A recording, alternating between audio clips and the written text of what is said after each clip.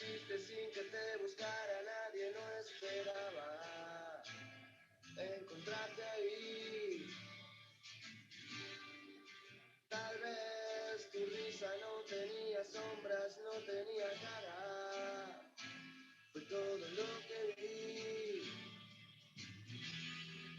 Me prestaste un beso, me prestaste calma, me prestaste todo lo que me faltaba.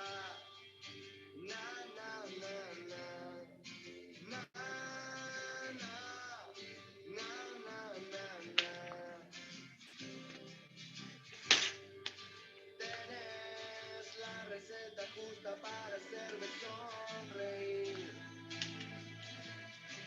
Y todo el tiempo sabes lo que me asusta, sabes lo que me gusta estar con vos.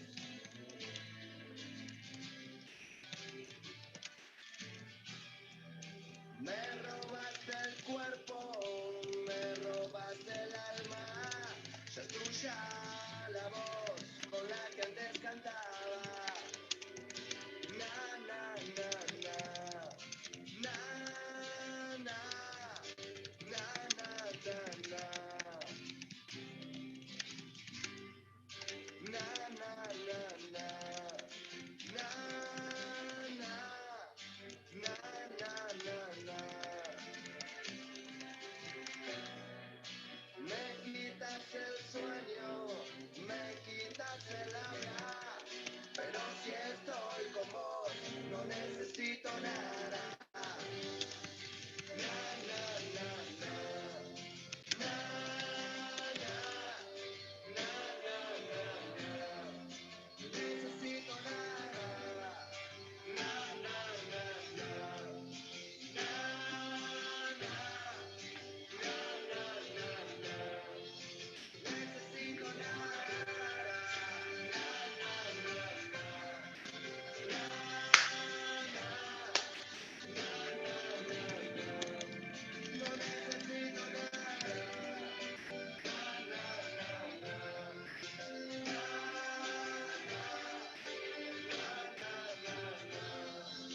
Necesito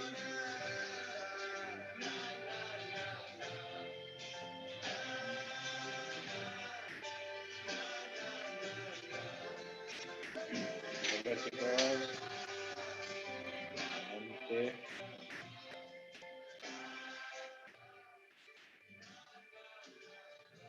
Bien.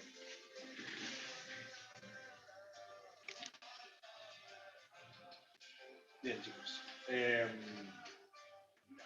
Bueno, vamos a arrancar ahora con la parte terapéutica. Tengo entendido que ya vieron algo de insuficiencia cardíaca en medicina interna, ¿puede ser?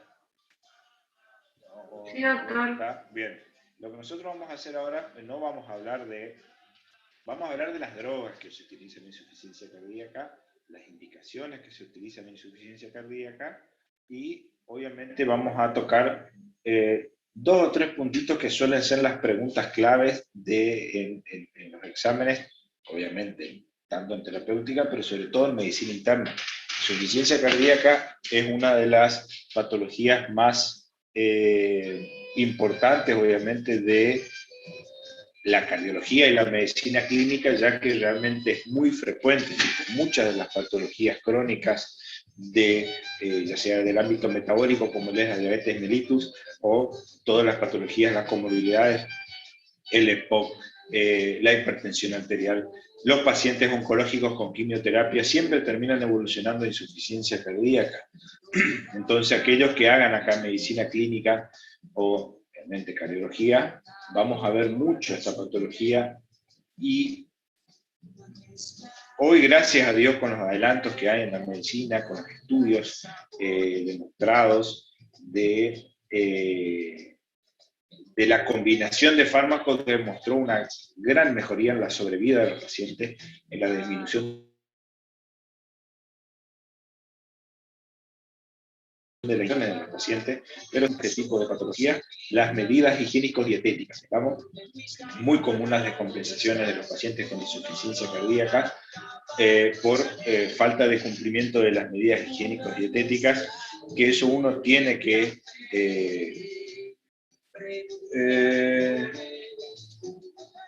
Bien, chicos, por favor, rápido, pongan todos para evitar problemas con... Ah, perdón, pensé que era Bedelía que me había puesto ahí. ¿Está? Muy bien. Juan, poné tu nombre, comisión, todo ahí, ¿está? Para evitar el...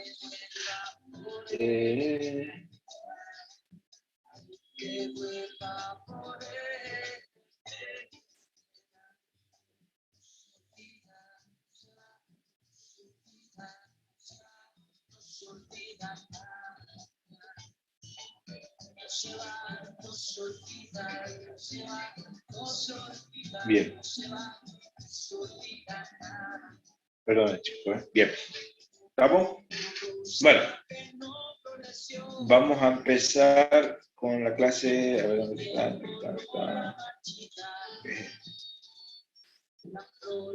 Bien.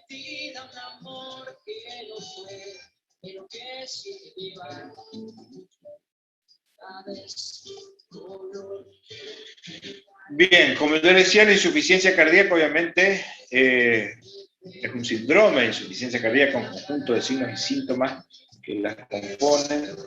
Es bastante frecuente, como yo te estaba diciendo.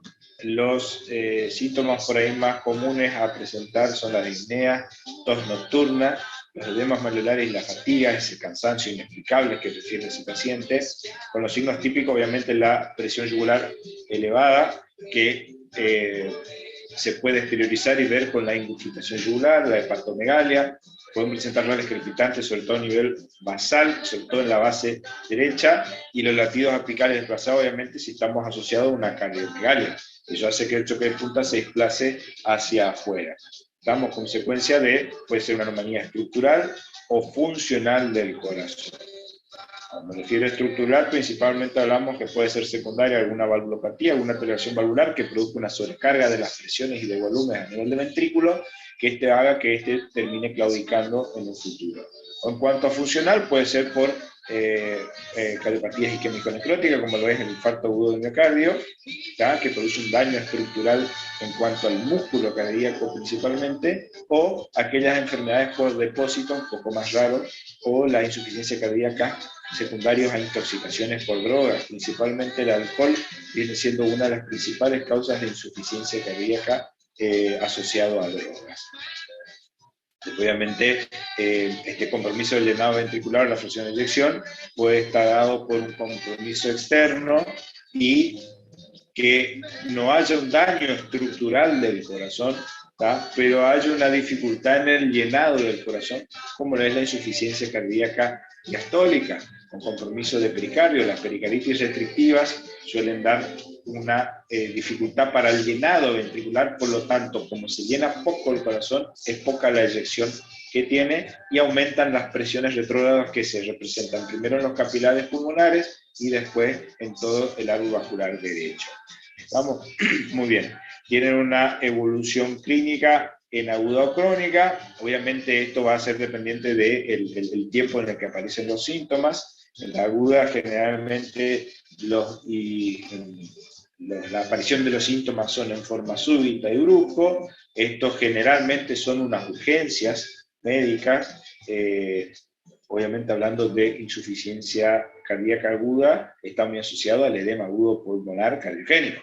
Entonces esto requiere de internación, generalmente requieren de monitoreo de alta especificidad y requieren de cuidado intensivo, ya sea en terapia o en la unidad coronaria. La presentación de la insuficiencia cardíaca aguda también tiene el problema, es que tiene una tasa alta de mortalidad, por lo tanto el correcto actuar en el agudo es fundamental.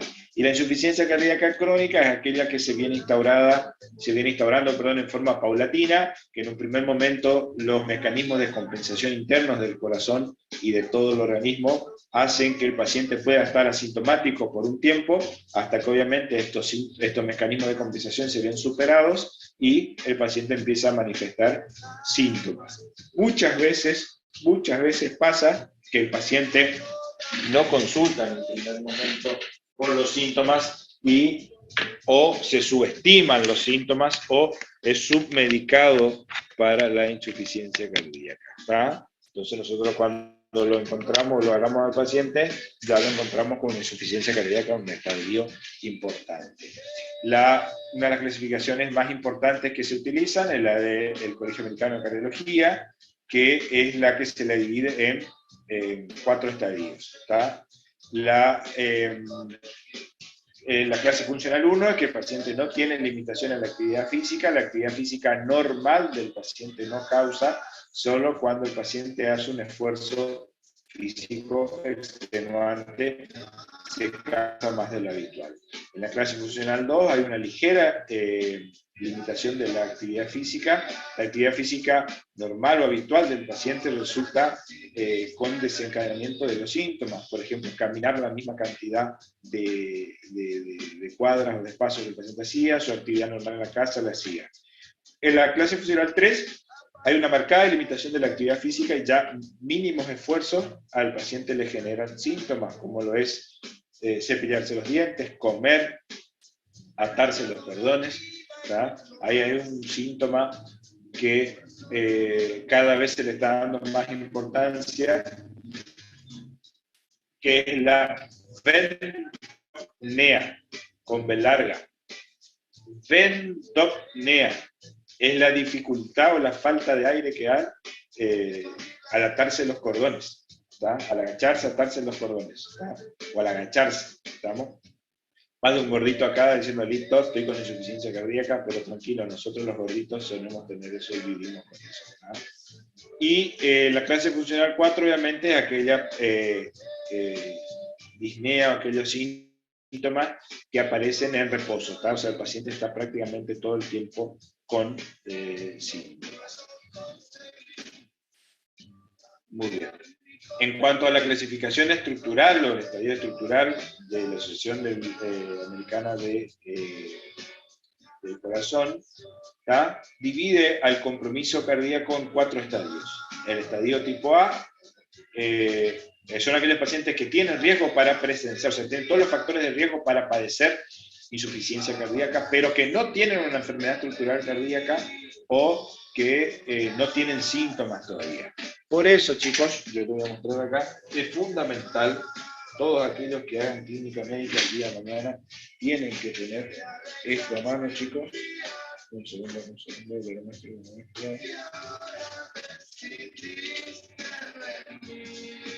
¿Está? Para poder estudiar correctamente a los pacientes. Miren, chicos, estas son las tablitas. ¿Se acuerdan que vimos la vez pasada en hipertensión arterial? Las tablitas para calcular el riesgo cardíaco del paciente. ¿tá? Esto se pueden descargar en internet, ahí en todos lados, todos los visitadores médicos le van a dejar una. ¿Estamos? Entonces uno puede empezar a estudiar a ese paciente, sobre todo aquellos pacientes que vienen, que tienen alto riesgo para padecerlo, porque esos pacientes tarde o temprano van a presentar signos de insuficiencia cardíaca.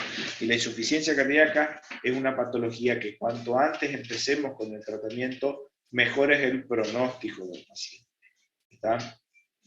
Muy bien. Entonces, aquellos pacientes que diabéticos, hipertensos, con factores de riesgo para aterosclerosis como dislipidemia, el sedentarismo, la obesidad o síndrome metabólico, son pacientes que tenemos que hacerle el seguimiento. Tratar de educar al paciente, tratar de no hacerle enojar al paciente. Lamentablemente, yo personalmente soy por ahí más de la medicina un poco paternalista, porque si un paciente viene a mi consultorio y yo encuentro todas estas cosas, yo trato de hacerle entender al paciente que si él tiene que cumplir con las medidas, porque si no, va a evolucionar mal y el día de mañana ustedes van a tener que tratarlo de insuficiencia cardíaca. ¿Está? Muy bien. El estadio B es aquella enfermedad estructural, o sea que hay un daño estructural del corazón, pero que no tenga síntomas de la frecuencia cardíaca. ¿Estamos? Aquellos pacientes que hayan tenido un infarto previo, sobre todo los infartos evolucionados, ¿tá? Las hipertrofias secundarias a la hipertensión arterial, o que tengan una disminución de la fracción de eyección por alguna otra causa. ¿Está? A mí me ha pasado muchas veces que vienen pacientes a control cardiológico, que vienen y dicen, doctor, me quiero hacer un chequeo, y vos le haces el electrocardiograma y encontrás que tienen una secuela de un infarto viejo que nunca se dieron cuenta, nunca le dieron importancia, o tienen signos de hipertrofia ventricular al electrocardiograma, pacientes muy hipertensos sin medicación, vos le pedís un ecocardiograma y ya encontrás deterioro de la fracción de eyección de mi paciente. Entonces esos pacientes hay que mirarlos con mucho cuidado porque ya requieren de tratamiento para la insuficiencia cardíaca. Y lo más importante, hay que explicarle al paciente. Porque el paciente te va a decir, doctor, pero yo no siento nada. Y parece que el paciente, si no tiene síntomas, no cree en la enfermedad que uno le está describiendo. ¿Está? El estadio C, obviamente ya habla de una enfermedad estructural con síntomas instaurados, o sea, de la insuficiencia cardíaca per se, la insuficiencia cardíaca que está descompensada, y el estadio D es aquella insuficiencia cardíaca refractaria que ya tienen varias internaciones, que tienen tratamiento máximo para insuficiencia cardíaca y el paciente sigue presentando descompensaciones del... Muy bien. Un segundito, chicos, porque escucho que es medio trabado ahí.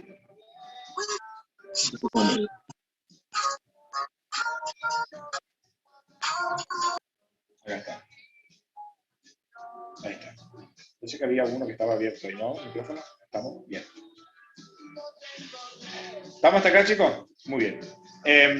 Ahora, obviamente, yo puedo tener insuficiencia cardíaca con la FEI conservada, pero puede ser por una disfunción diastólica, como dijimos hoy, capaz haya alguna patología que está impidiendo la correcta relajación de mi corazón, y eso hace que tenga síntomas de insuficiencia cardíaca. Lo más común es que haya un deterioro de la función ventricular, o sea, al menos por 50% de la fracción de eyección, hay una disfunción sistólica con síntomas congestivos, obviamente ya requieren de diuréticos mis pacientes.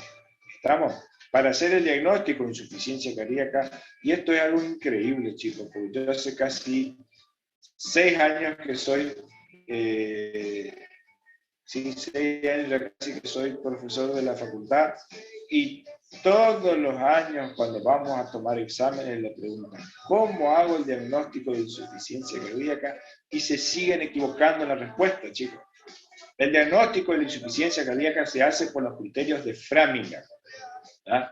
Así se hace el diagnóstico de insuficiencia cardíaca. ¿Cuáles son los criterios de Framingham? Están divididos en mayores y menores.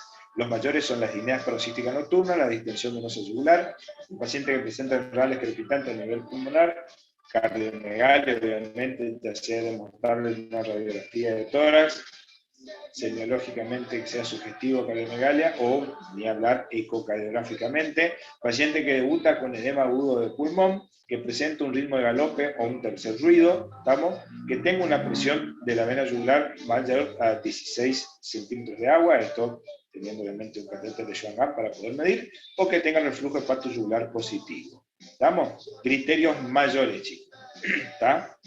Los criterios menores son los edemas de miembros inferiores, las tos nocturnas, las disneas de esfuerzo, la hepatomegalia, el derrame pleural, principalmente del lado derecho,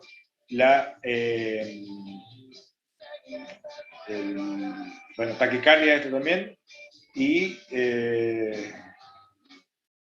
no me acuerdo qué significaba esto, chicos,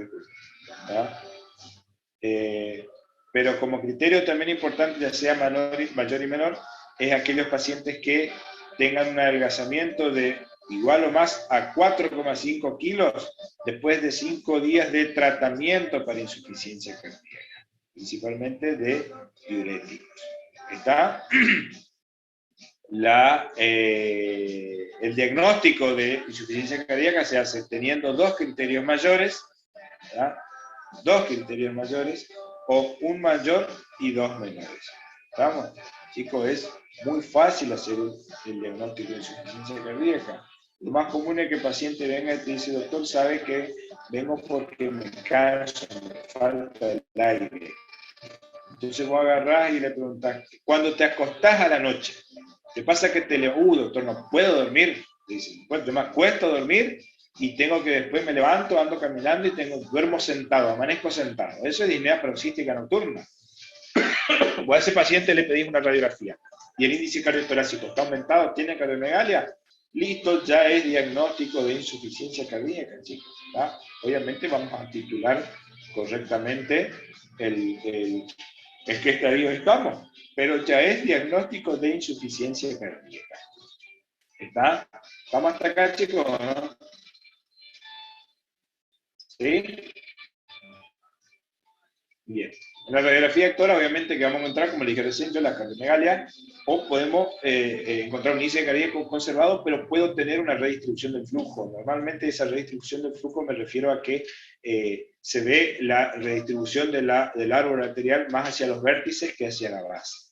¿Estamos? Obviamente, en el ecocardiograma, que es el estudio complementario por excelencia para estudiar la insuficiencia cardíaca, vamos a ver la causa de insuficiencia cardíaca, pues voy a ver si tengo alguna valvulopatía, voy a ver si tengo alguna deformidad estructural que me sea sugestiva de alguna enfermedad de depósito.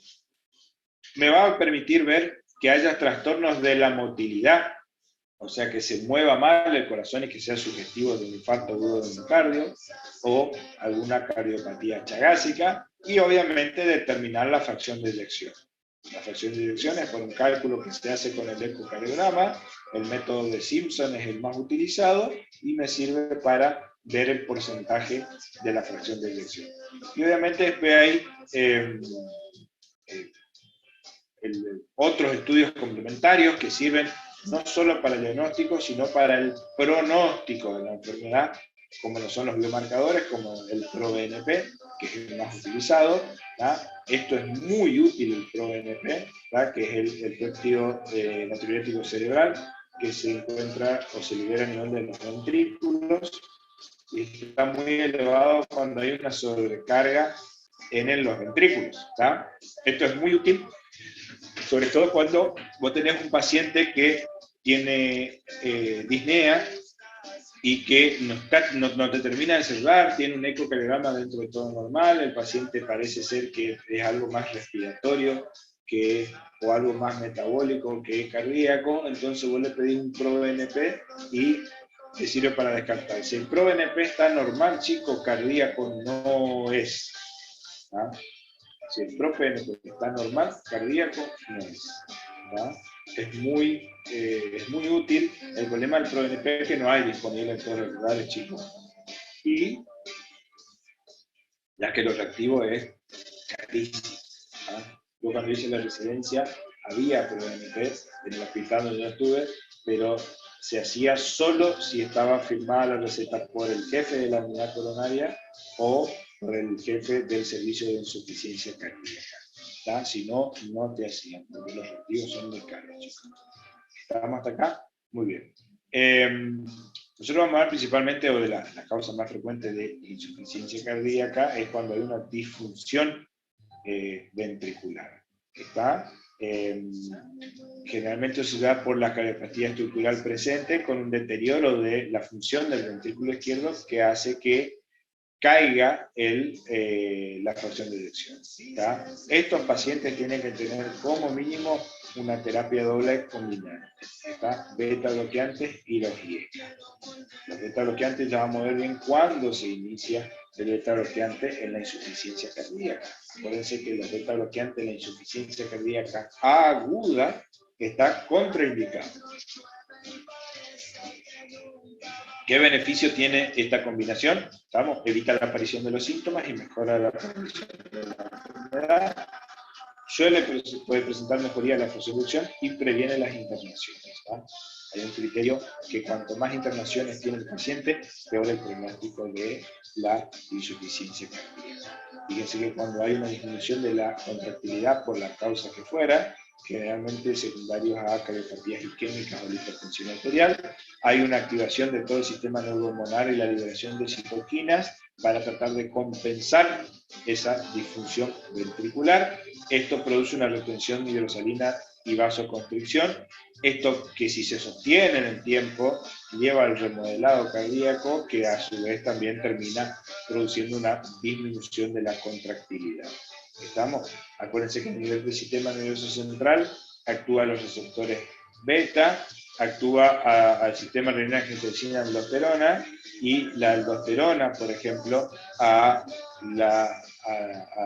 estar actuando en forma crónica, se dio que la aldosterona a nivel del miocardio termina produciendo una lesión miocárdica por el exceso de estimulación, y hay tendencia a la apoptosis cardíaca, ¿está? Y posterior fibrosis. Por eso la estimulación crónica de la aldosterona a nivel del cardíaco termina siendo dañina. Por eso incluso uno de los pilares del tratamiento son los inhibidores de la aldosterona. Y obviamente utilizando los IECA o los ARA2 inhibimos el sistema renina-angiotensina y también disminuimos la cantidad de aldosterona circulante. Los inhibidores de la enzima convertidora de angiotensina, que son una de las drogas pilares para el tratamiento de la, de la insuficiencia cardíaca, su beneficio se debe obviamente que al inhibir al sistema renina-angiotensina aldosterona producen vasodilatación, como yo le decía recién, disminuye la concentración de aldosterona, disminuye la activación del sistema nervioso central y la activación del sistema nervioso simpático, y disminuye las concentraciones de vasopresina. A su vez, evitan la lisis de las radiquininas al inhibir la enzima convertidora de angiotensina. Esto favorece el aumento del óxido nítrico y de las prostaglandinas, que van a generar vasodilatación, haciendo que el corazón pueda trabajar un poquitito más cómodo, ¿tá? Y disminuye la hipertrofia y la fibrosis a nivel cardíaco, que es el famoso remodelado cardíaco. Cuando usted escucha el remodelado cardíaco, son esos cambios estructurales del corazón que terminan llevando a una hipertrofia y posterior fibrosis del corazón. ¿Estamos?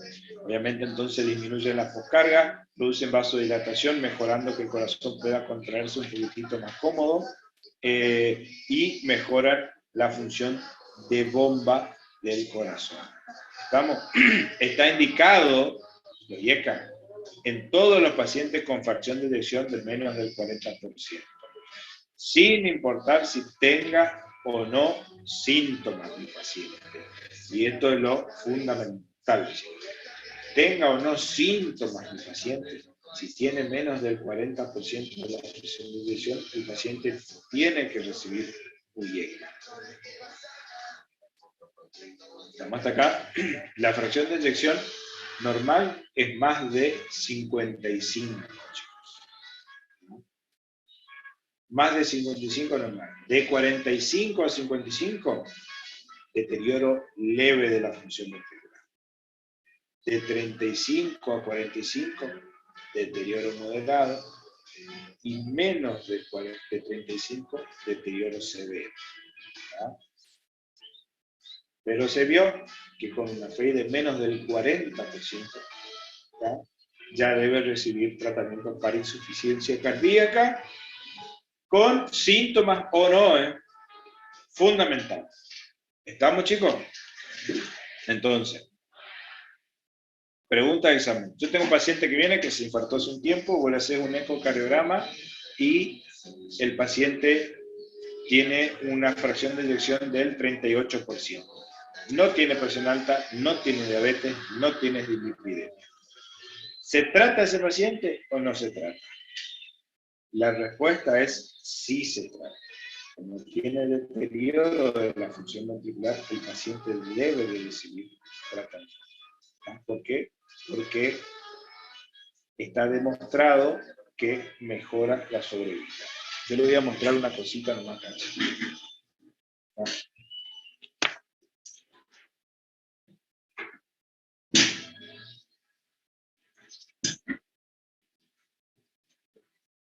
¿Estamos? Bien. ¿Me ven todo acá, no? Sí, bueno. Todos esos tratamientos, chicos, están demostrados. Nosotros hacemos medicina basada en la evidencia. Y están estos libros que son las evidencias. Yo tengo de cardiología, obviamente, porque yo me dedico a la cardiología. Pero están todas las evidencias cardiológicas, están las evidencias de los tratamientos y el porqué, chicos. ¿Está? Muy bien. Ahí en esos libros hay estudios donde te demuestran que utilizaron dos poblaciones en las que una recibió el tratamiento y la otra no, y el gran beneficio que tuvieron aquellas poblaciones que recibieron el tratamiento. ¿Vamos? Obviamente, ¿Cuál es el beneficio en sí de usar el IECA en pacientes que esto, como describimos recién? Evita la aparición de los síntomas, mejora la sintomatología de los pacientes, disminuye la cantidad de internación hasta casi un 30%, si bien el riesgo relativo real es del 23% hasta casi el 30%, está demostrado que 3 de cada 10 pacientes con insuficiencia cardíaca se internan menos cuando reciben IECA, ¿estamos? Y reduce la mortalidad, que eso es lo más importante. ¿Está? Muy bien. Obviamente cuando voy a utilizar al IECA, tengo que tener en cuenta que no haya ninguna contraindicación para eso, ¿está? Por ejemplo, que el paciente tenga antecedentes de obstrucción bilateral de las arterias renales, están contraindicados. Paciente con insuficiencia renal, tengo que tener cuidado. O pacientes que ya hayan recibido IECA en algún momento por un tratamiento hipertensivo y hayan tenido un angioedema o algún otro efecto adverso, en ese caso está contraindicado el IECA, puede optar por un ARA-2 que es su equivalente. ¿Ah? Pero si no tengo contraindicación, inicio. ¿Qué control tengo que hacer obviamente en esto? Es ver la función renal de mi paciente, ¿está? Y los electrolitos. Generalmente se controla al inicio de la enfermedad, a los 15 días de iniciado el tratamiento, y después se hacen controles cada 3 a 6 meses para ver cómo va. La dosis que se empieza en el paciente es la mínima para que el paciente empiece el tratamiento hasta la máxima que el paciente tolere. O sea, que se mantenga su presión en valores dentro de todo normales y que el paciente esté asintomático con la droga.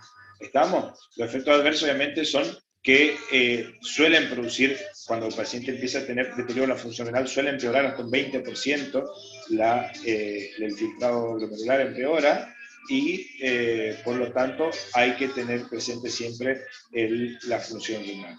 Y por otro lado, puede empeorar las hiperpotasiemias. Entonces, si yo tengo, por ejemplo, un potasio sérico, acuérdense que es de 3,5 a 4,5. Si tengo un potasio de 5,5, tengo que disminuir en la mitad la dosis del IECA. Tengo de 6 o más, tengo que suspender el IECA, está contraindicado, ¿tá? Y obviamente ver si el paciente no estaba tomando un ahorrador de potasio para tratar de evitar y bajar la hiperpotasemia. Acuérdense que las alteraciones del potasio, ya sean tanto la hiper como la hipopotasemia, favorecen a la aparición de arritmias malignas. Y en los pacientes con deterioro de la función ventricular, estas arritmias malignas son aún más frecuentes todavía. El paciente puede hacer una muerte súbita. ¿Estamos? Los efectos adversos, obviamente, que pueden generar los IECAs es la hipotensión arterial, ni hablar, porque estamos hablando que es un vasodilatador. ¿Estamos? Pero si el paciente está asintomático, no requiere tratamiento, no modifico nada. Y esto es muy común que va a pasar por un paciente que tenga insuficiencia cardíaca, que uno le inicia un IECA, el paciente viene a la próxima consulta, viene el paciente encima, se refiere que notó la franca mejoría, ¿tá? Y entonces le tomás la presión en el consultorio y está con 90-50 o 80-50. Pero el paciente está totalmente asintomático, mejoró su actividad diaria, tolera la actividad física. En esos casos, hipotensión, no se hace nada. Se le da obviamente todas las pautas de alarma. Explicarle al paciente que si empieza a sentirse mareado, empieza a sentirse muy cansado, que obviamente consulte, que se va a ajustar la medicación. Ahora, si el paciente esa hipotensión es sintomática, obviamente tengo que disminuir la dosis, y si el paciente, acuérdense, con insuficiencia cardíaca, que tiene otros fármacos también que generan hipotensión, lo que yo puedo hacer es disminuir la dosis de los otros fármacos también. Acuérdense que el efecto adverso principal de los IECA es la tos seca, que suele ser en episodios, o sea, aparecen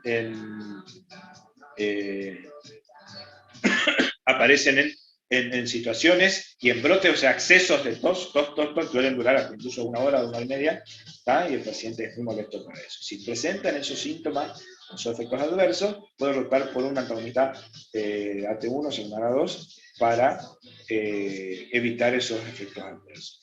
Están contraindicados, como yo le dije hoy, cuando el paciente ya ha tenido un angioedema previo o presente ahora un angioedema, que tenga una estenosis bilateral de la arteria renal, el potasio sérico mayor a 5 o que tengo un deterioro de la función renal con la creatinina sérica mayor a 2,5. En realidad esto va a depender de los valores que vean o de los valores, los laboratorios como los midan, hay laboratorios que se dicen de 8 a 10 de creatinina, etcétera. O en la estenosis aórtica severa hay que tener mucho cuidado, chicos, porque acuérdense que produce una vasodilatación y puede generar síncope cardíaca. Estamos hasta acá. Las dosis que vamos a utilizar, principalmente el enalapril es el más utilizado. Fíjense, la dosis inicial es 2,5 y nuestro objetivo es tratar de llegar a una dosis máxima de 40 miligramos. ¿Está? Yo personalmente no suelo pasar de los 20 miligramos. ¿Está? Realmente si ya con 20 miligramos el paciente no está teniendo una respuesta, suelo asociar otra droga porque es lo más probable que me aparezcan los efectos adversos de la dieta. Las tomas diarias de las dietas es cada 12 horas, ¿estamos? Y después puedo optar por cualquiera de los. El captopril, por ahí se está utilizando cada vez más. Yo tenía, ahora me dejaron unas muestras de captopril, que tengo pacientes que utilizan. Pero el enalapril es la dosis que mejora. ¿Cuál es la dosis recomendada? Entonces acuérdense, está demostrado en los ensayos que con 2,5 miligramos de enalapril por día ya tiene un gran beneficio. ¿Está? Yo tengo que tratar de llevar a la dosis máxima posible, sin que mi paciente se hipotense y sin que presente efectos adversos. ¿Estamos? ¿Se entendió en cuanto a los IECAs en el tratamiento, chicos? La recomendación. ¿Sí? ¿Está? Muy bien. Obviamente la opción terapéutica, los IECAs que están ya contraindicados son los ARA2, que son los inhibidores de los receptores AT1. ¿Estamos? Esto lo que vio es que evita los efectos adversos que suelen tener los IECA. ¿Y en quién está indicado los ARA2? Cuando los IECA no están tolerados o cuando están contraindicados los IECA. Tienen exactamente los mismos beneficios demostrados en la insuficiencia cardíaca que los IECA, los ARA2, y siempre utilizar la dosis mínima e ir titulando en forma gradual. ¿Estamos? Y acuérdense que esto ya vimos en hipertensión arterial, no se utilizan combinados los IECA y los ARA2 porque puede potenciar los efectos adversos de los IECA. ¿Estamos? El losartán suele ser la droga más utilizada, aunque el valsartán cada vez está siendo más utilizado. La dosis de losartán se puede empezar con 25 miligramos y se va aumentando en forma paulatina hasta que va a llegar a una dosis máxima de 100 miligramos. ¿Está?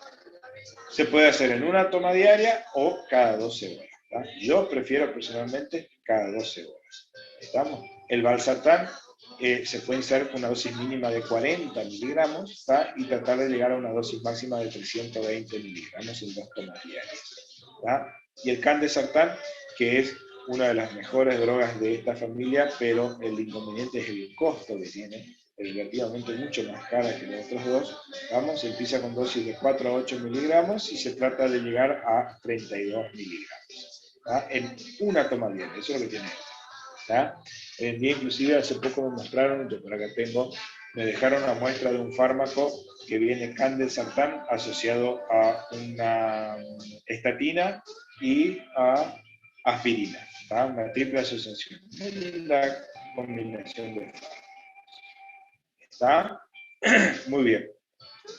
En cuanto a los beta bloqueantes, chicos, es, como habíamos dicho, que la otra droga que sí o sí tiene que tener un paciente. En los pacientes que tengan insuficiencia cardíaca, el sistema nervioso simpático es uno de los mecanismos de compensaciones que más está activo y que a la larga termina produciendo una lesión cardíaca por el exceso de estimulación. Además favorece la aparición de arritmias, estimula la apoptosis celular y posterior fibrosis, presenta un down regulation, o sea, termina haciendo que se bloqueen los receptores funcionando mal, la taquicardia que termina siendo un mecanismo reflejo que daña el corazón a largo plazo y aumenta el consumo de oxígeno. Estos fármacos hasta el 93 no eran de utilidad primaria o no eran esenciales en el tratamiento de la insuficiencia cardíaca, hasta que en el estudio del MDC se demostró el gran beneficio que tienen en el paciente con insuficiencia cardíaca.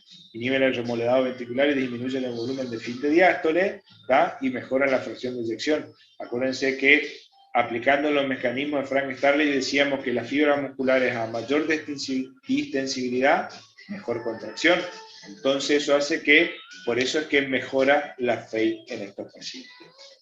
Disminuye la apoptosis que genera la estimulación crónica del sistema nervioso simpático a nivel miocárdico y disminuye el consumo miocardio de oxígeno al disminuir la frecuencia cardíaca. Acuérdense que el ventrículo aparte se oxigena, el músculo cardíaco se oxigena en diástole. Por lo tanto, al mejorar la diástole, mejora la circulación miocárdica y obviamente evita la aparición de arritmias, que suelen ser las principales causas de muerte en los pacientes con insuficiencia cardíaca. ¿En quién están indicados los betabloqueantes? Pacientes con deterioro de la función ventricular, fíjense, menos del 40% de FEI, aunque estén asintomáticos, igual se le da, o con insuficiencia cardíaca leve a grave, o sea, en todo su estadio. A menos que estén contraindicados los betabloqueantes, como por ejemplo en pacientes asmáticos, ¿tá? Hay que tener mucho cuidado. Y se vio que son de muchísima utilidad en aquellos pacientes que además de insuficiencia cardíaca, que sea secundaria a un infarto agudo del miocardio. ¿Estamos? Perdón.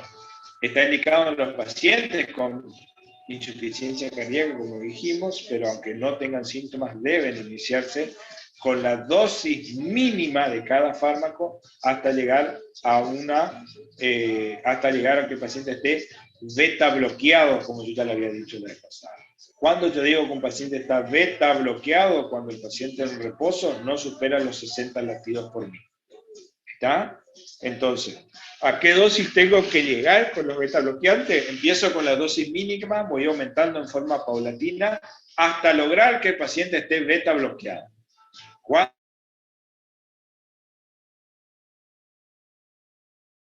Más de 60 a 65 latidos por minuto. ¿Estamos hasta acá, chicos? Generalmente la titulación, como se llama, de los betabloqueantes, o sea, el aumento progresivo, tiene que hacerse en el marco de cada 10 días o cada 2 semanas. ¿Está?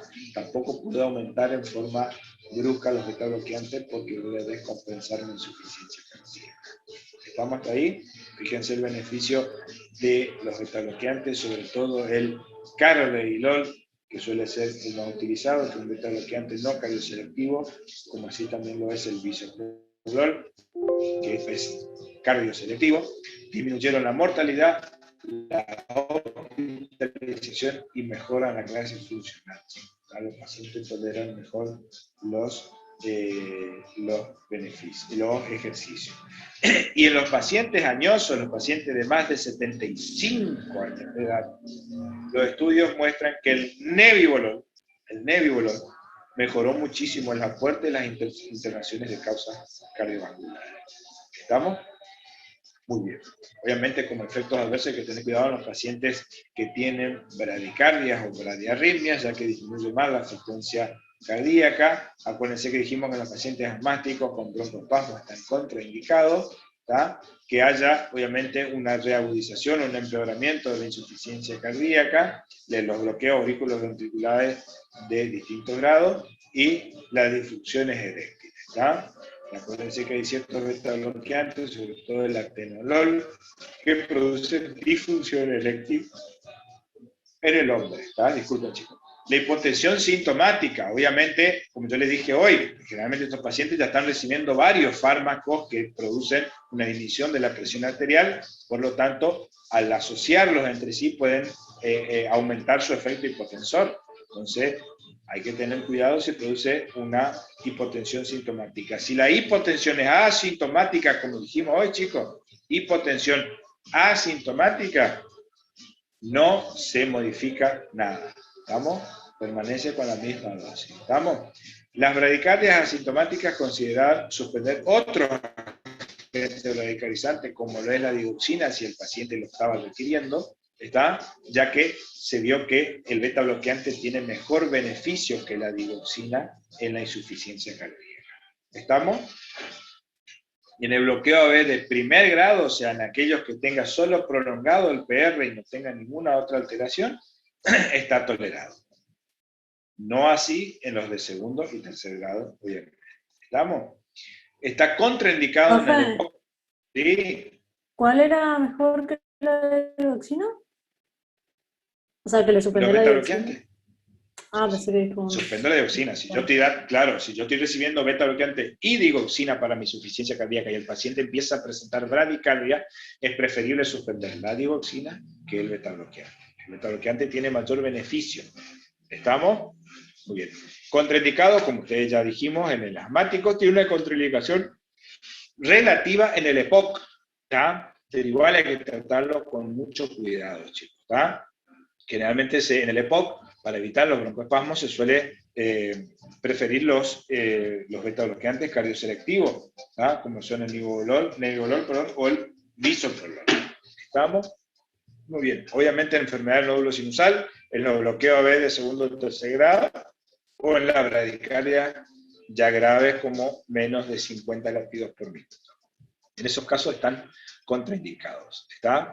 Yo, por ejemplo, ahora tengo un paciente que tuvo un infarto de la cara inferior del ventrículo evolucionado porque no consultó, y consultó como complicación del infarto con un bloqueo AB completo. ¿Ya? El paciente fue derivado, se intentó hacer la revascularización y no se pudo hacer, y el paciente revirtió del bloqueo AB.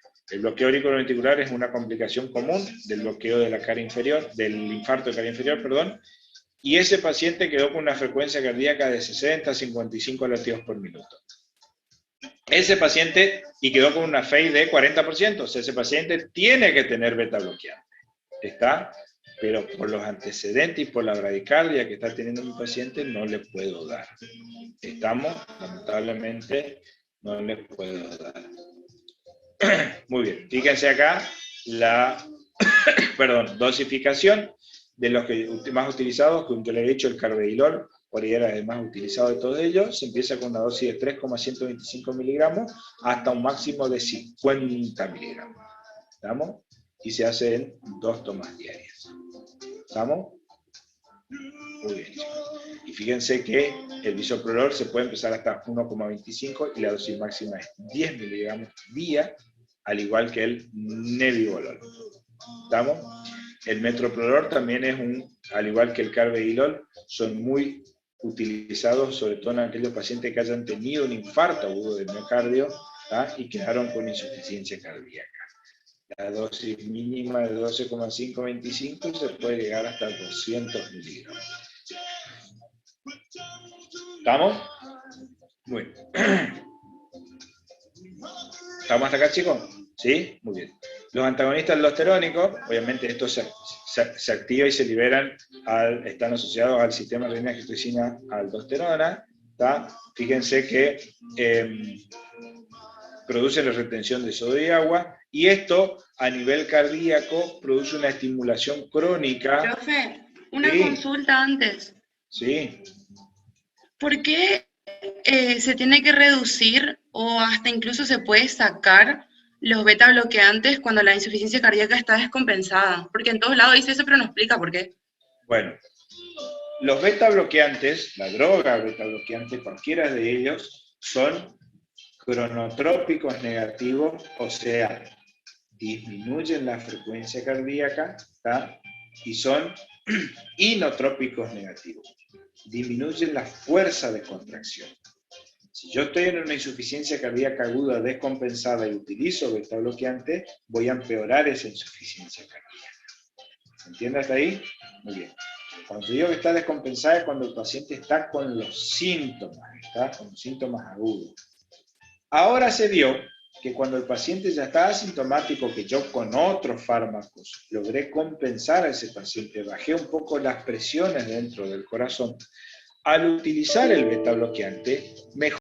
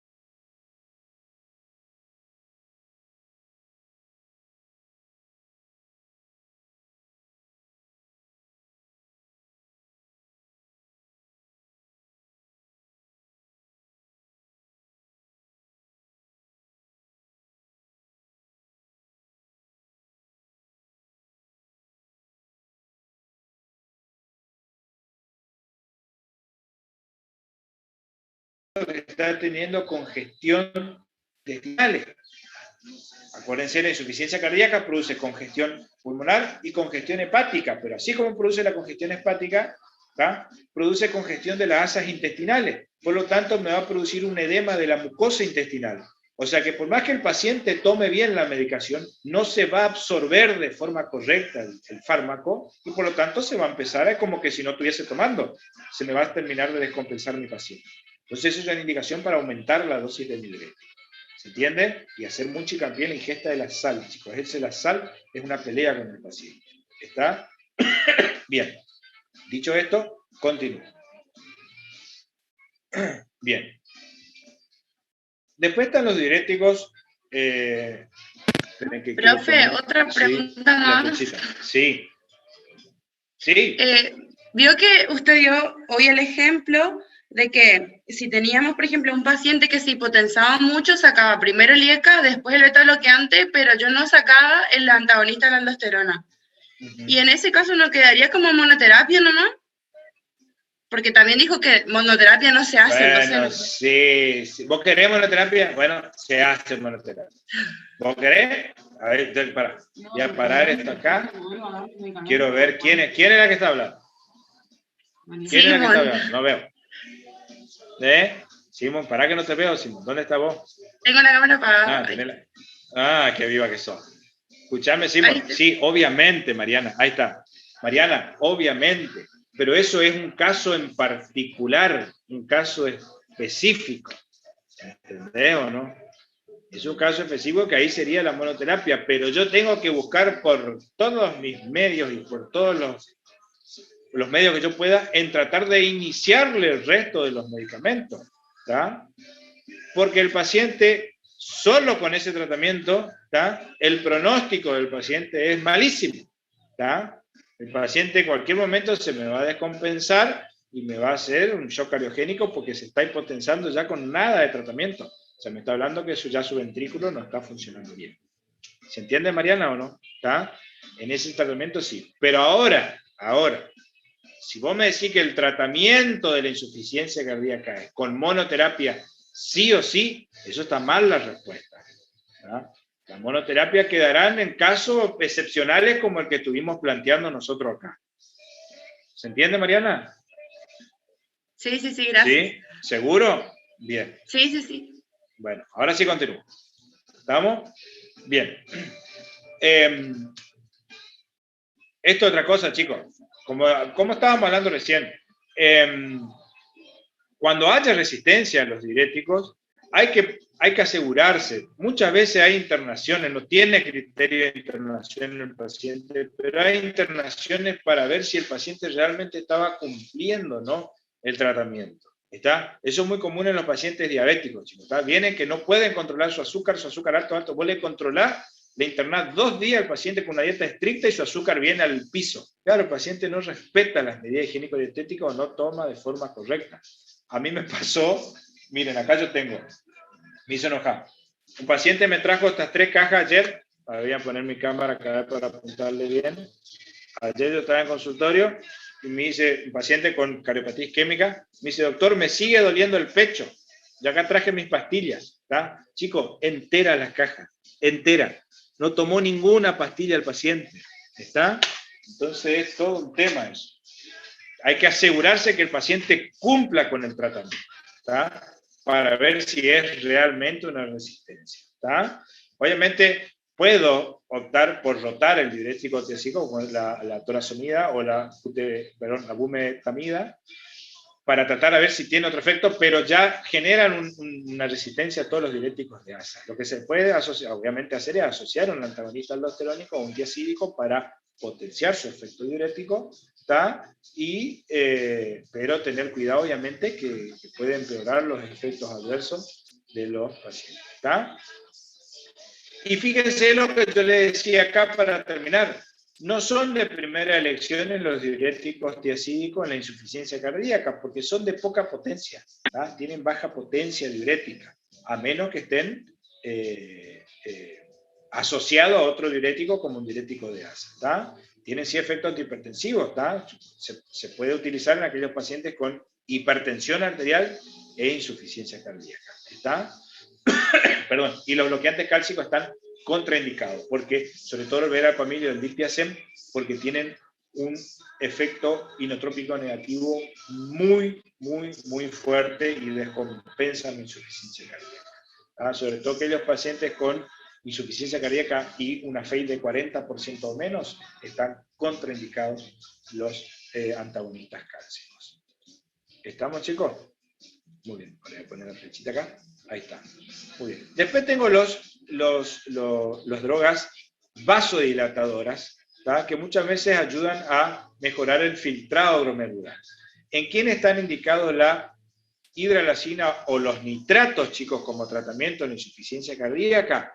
En aquellos pacientes que tengan un deterioro moderado a severo de la función ventricular, con insuficiencia cardíaca moderada grave, o sea que tengan síntomas en clase funcional 3 o 4, a pesar de haber tenido el tratamiento completo, o que tengan contraindicación para un IECA o un ARA2. ¿Estamos? Repito, ¿en quién le doy hidralazina o los nitratos de isosorbida o el nitrato, mononitrato, lo que fuera? En pacientes con deterioro moderado a severo de la FEI, con insuficiencia cardíaca moderada grave, o sea que tengan una clase funcional en 3 o 4, ¿tá? Y que presenten contraindicación absoluta para los IECA o los ARA2. ¿Estamos? En estos casos están indicados la hidralazina o el dinitrato isosorbida o el mononitrato. ¿Estamos? Se vio sobre todo en la población afroamericana, en la población negra. Acuérdense que habíamos visto en la hipertensión arterial que los de raza negra tienen menos concentración de renina en la sangre, por ahí los IECA o los ARA2 son pobres como hipotensores en esa raza. ¿Tá? Generalmente, si el paciente presenta insuficiencia renal crónica en diálisis, habitualmente se puede utilizar los IECA y los ARA2 asociados a un vasodilatador. ¿Estamos? Muy bien. Sí, acá en la Argentina prácticamente no se utiliza, chicos. Tiene una indicación clase 2B, por lo tanto, yo no sé, tengo 3 años, hace 9 años que estoy, más, 10 años que estoy en la cardiología, chicos, y creo que sí, habré visto 2 pacientes que llegaron a utilizar la hidralazina o el dinitrato, chicos, como vasodilatador. ¿Estamos? ¿Y en la terapia, profe, se usa mucho? No, la verdad que no. No, en la terapia sí se usa en la descompensación, insuficiencia cardíaca aguda descompensada, se utiliza la nitroglicerina. ¿Está? En la insuficiencia cardíaca descompensada. Nitroglicerina. Que ya vamos a ver cuando veamos insuficiencia cardíaca descompensada o grave. ¿Está? Muy bien. Ahí sí se utiliza, pero es en el agudo, no en forma crónica. ¿Estamos, chicos? Mi abuelo tomaba como caramelo eso. La hidralazina, sí, bueno, ese es un gran problema. No, produce unas hipotensiones espectaculares. ¿Estamos? Muy bien. La digoxina, chicos. Digoxina. Ay, un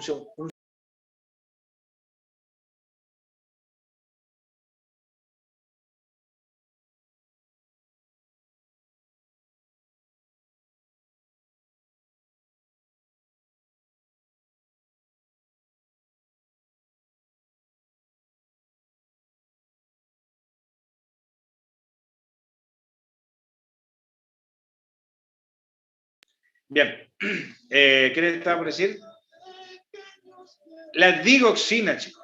Digoxina. ¿Cuándo está indicada la digoxina? La digoxina no demostró disminuir la sobrevida, no tiene un impacto sobre la sobrevida, pero sí mejoró muchísimo la cantidad, o sea, disminuyó, mejor dicho, muchísimo la cantidad de internaciones por insuficiencia cardíaca y mejoró los síntomas de las mismas.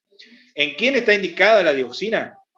En todo paciente con insuficiencia cardíaca y FA, la digoxina es la droga de elección para el control de la frecuencia cardíaca. Repito, insuficiencia cardíaca y FA, la digoxina es la droga de elección. ¿Estamos? Ahora, si yo tengo insuficiencia cardíaca, ¿no? O sea, menor del 40%, y el paciente está en ritmo sinusal, ¿cuándo utilizo digoxina? Cuando a pesar del tratamiento óptimo, o sea que tengo un IECA, un ARA2 y 2 diuréticos, ¿tá? El paciente sigue con síntomas. Ahí le agrego la digoxina. La digoxina es un inotrópico positivo, o sea, mejora la fuerza de contracción ventricular. ¿Estamos, chicos? Muy bien. Hay que tener cuidado, obviamente, con que la hiperpotencia de intoxicación digitálica. ¿Cuáles son los efectos adversos digitálicos? Los bloqueos AB o las arritmias auriculares o ventriculares por la hipo o la hiperpotasemia. Acuérdense que hoy vimos que dijimos que si el paciente estaba tendiente a la bradicardia y estaba recibiendo digoxina y beta bloqueante, en ese caso se suspende la dioxina y se prefiere continuar con beta bloqueante. ¿Cuáles son los signos de toxicidad por la digoxina o la intoxicación por digoxina? La confusión mental, náuseas y vómitos y alteraciones en el electrocardiograma, como ya vamos a ver después, cuando veamos electro. ¿Estamos, chicos? Muy bien. La ibarbadina, que ya habíamos visto en el tratamiento de la cardiopatía isquémica, la idea de la ibarbadina es disminuir la frecuencia cardíaca, tratar de que el paciente tenga una frecuencia cardíaca menor o igual a 60 latidos por minuto, ¿estamos? Pero el requisito es que el paciente tiene que estar en ritmo sinusal. ¿En quién está indicado? En pacientes que tengan contraindicación para los beta bloqueantes y que tengan una frecuencia cardíaca de más de 70 latidos por minuto, o en aquellos pacientes que están con dosis máxima de beta bloqueante y aún así tienen la frecuencia cardíaca de más de 70 latidos por minuto. En esos pacientes están indicados. ¿Cuál es el beneficio de la ibarbadina en la insuficiencia cardíaca? Disminuyó muchísimo la internación, como se ve en el estudio SHIFT, y hay otro estudio que se llama, creo que es el Wonderful, que son los que demostraron los beneficios de la ibarbadina en la insuficiencia cardíaca. Pero no altera la mortalidad. ¿Ah? Ahora sí, mejoró muchísimo la tasa de internación de mi paciente. ¿Está? La dosis de 7,5 miligramos cada 12 horas por vía oral. ¿Estamos, chicos? Muy bien. Y después tengo la insuficiencia cardíaca con fe conservada, ¿está? Muy bien que suele pasar esto, ¿está? Sobre todo en aquellos insuficiencias cardíacas hiperdinámicas, ¿está? El tratamiento no está del todo evidenciado sobre cuáles es las drogas que realmente alteran el pronóstico, pero se utilizan las mismas, chicos. Si tienen mucha taquicardia, beta bloqueante para bajar la frecuencia cardíaca. Si tienen síntomas congestivos, ¿está? Como renales crepitantes a nivel pulmonar, edemas periféricos, los diuréticos siguen utilizándose, pero en este caso, como la FEI está conservada, como la FEI está conservada y yo necesito por ahí bajar mi presión arterial, que sea un paciente muy hipertenso, ¿tá? En estos casos sí se pueden utilizar los bloqueantes cálcicos que estaban contraindicados en la insuficiencia cardíaca con deterioro de la función ventricular. ¿Estamos? Los fármacos son los mismos, chicos, ¿está? Muy bien. Y obviamente el tratamiento no farmacológico creo que es fundamental en el pilar, como pilar del tratamiento, las medidas higiénico y estéticas. Que el paciente se pese todos los días y que trate de mantener su peso con una modificación de no más de 500 gramos de día a día. La restricción hídrica, hay que explicarle al paciente que puede tomar como mucho 1,5 litros de agua por día, ¿tá? Hay que tener en cuenta, porque muchos dicen, no, tenés que tomar agua porque te hace bien, tomar mucha agua te hace bien. No. En los pacientes que tienen insuficiencia cardíaca y están en clase funcional 3-4, hay que hacer una restricción de agua. No pueden tomar más de 1,5 litros de agua por día. ¿Tá? Obviamente tener en cuenta que el paciente está tomando diuréticos y encima toma poca agua, hay que evitar que se deshidrate el paciente. ¿Vamos? Las dietas hiposódicas con 2 gramos de cloruro de sodio, perdón, 2 gramos de sodio, ¿tá? 2 gramos de sodio, ¿tá? Que serían aproximadamente entre 4 y 5 gramos de cloruro de sodio, de sal de mesa. ¿Está? Muy bien. Que haga actividad física, la actividad aeróbica sobre todo, es muy bueno, ¿tá? Mejora a tolerar más que el corazón se adapte y obviamente controlar los factores de riesgo. Principalmente la hipertensión y la diabetes, ¿tá? Pero obviamente tabaquismo, obesidad, si la tiene poco el paciente, etcétera, etcétera. ¿Estamos, chicos, hasta acá? Muy bien. Profe, una pregunta que me quedó una duda. La ibravardina está contraindicada en pacientes que consumen beta bloqueantes. No, está indicado Ah, en indicado. aquellos pacientes que consumen beta bloqueantes y con dosis máxima de beta bloqueantes no pueden controlar la frecuencia cardíaca. Entonces ahí agregamos la ibradina para controlar la frecuencia cardíaca. Pero tiene que estar en ritmo sinusal mi paciente, si no, no sirve. ¿Estamos? Sí, sí, gracias. ¿Está, chico? Tengo una pregunta, doctor. Sí. No sé si usted dijo ya, pero si un paciente llega hipotenso a la consulta y con insuficiencia cardíaca, obviamente no, ¿qué le damos? Bueno, ¿Qué buena tratamiento pregunta. Bueno, Entrada bien, viene. Federico. Si el paciente ya tenía insuficiencia cardíaca, o sea, vos ya sabías que tenía. Sí, pero viene hipotenso. Bueno, entonces el paciente puede ser que esté en shock cardiogénico. ¿Ya? El paciente puede estar en shock cardiogénico. Ese paciente requiere de internación. Yo lo que tengo que hacer es internarlo a ese paciente, suspender toda la medicación y obviamente levantar la presión, porque si viene con la presión, ojo, hipotenso y sintomático, ¿no? Tengo que levantar esa presión porque está en shock cardiogénico el paciente. ¿Está? Hipotenso y con síntomas, shock cardiogénico, ¿entendés? Entonces O sea, que ahí recurrimos a internación ya.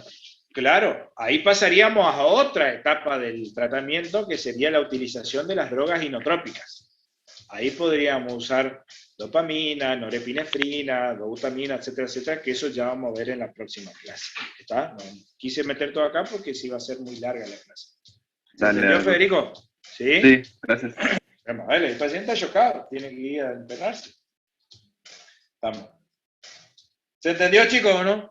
Doctor, le quiero consultar algo, ¿puede ser? Sí, puede. ¿Cómo tomamos la parte del sodio? Porque en toda la bibliografía usted dijo que es 2 miligramos, 2, 2,5, 2,4. Y el otro día, la semana pasada, digamos, el doctor Miguel nos dijo que es 3 de sodio. Y ahí como que quedé en duda. Lo que pasa es que al doctor Miguel le encanta preguntar esto. Una cosa es cuando vos hables de los gramos de sodio solo, y lo otro es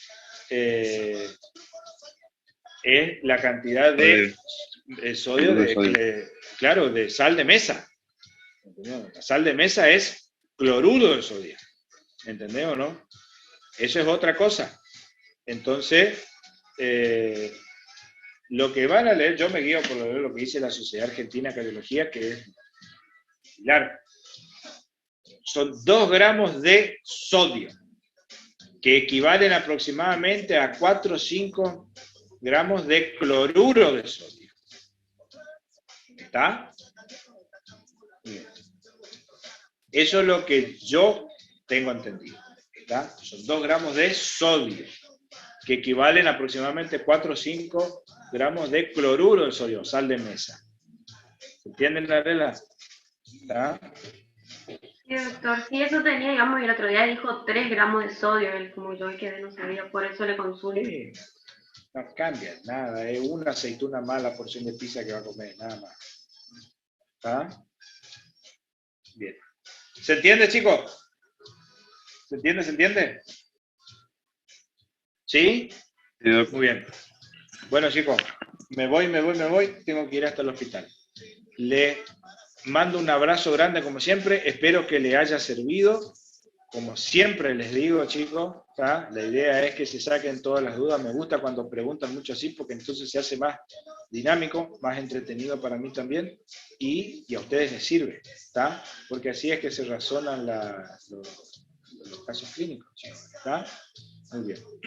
Sisma, con esa luz así parece la escena final de la lista de Schindler, cuando Schindler va a pedir por las mujeres de Auschwitz. ¿Tá?